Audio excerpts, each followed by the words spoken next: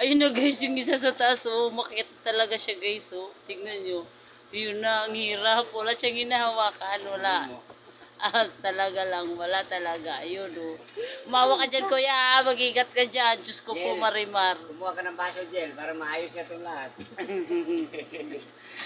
Ayan pala talaga kayo, so kailangan talagang akyatin yan. Diyos ko. Paano yan maitayo ninyo sa gitna? Paano yan? Ulo mo. Ha?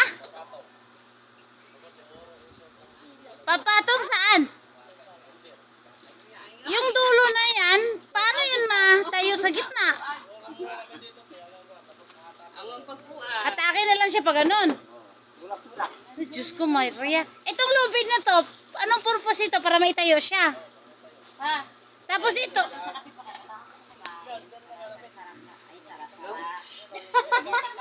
Sira-sira. Talaga? Naka ano na kayo dito? Nakagawa na kayo nito? Pangilan na to ninyong project? Parang nagkikirgo yung... Dito lang din lahat? Sa Magbalon. At dito sa Pure Gold. Ganito din trasis talaga? Palit lang yung ganito karami. Pero ito yung pinakamalaki. Naipim lang kami. Hindi, sa mga ano, sa mga covered court nga project nyo na tatapos, ito ang pinakamalaki. Meron niya sa Santolit dito. Laki dito sa Santolit. Talaga? Ayan o.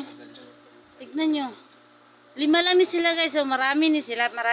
Pero ngayon, 5 lang. Kasi linggo ngayon eh. Araw sana ng pahinga. Pero kailangan nilang gawin. Kailangan nilang pumasok. Kasi ito yung nahabol to nila eh. Kailan to ninyo ano? Kailan ang ano nito na matayo to?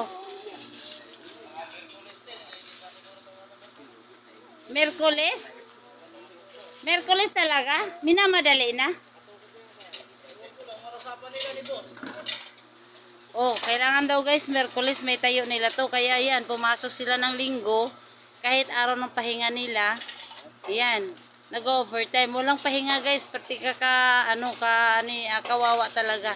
Mahirap pag ang construction worker na kailangan na may hinahabol sila na ano. Ayan, kailangan talaga silang papasok kahit papahinga na nila. Kaya guys, wawagaway natin yung karangalan ng mga workers ng construction. Ayan guys.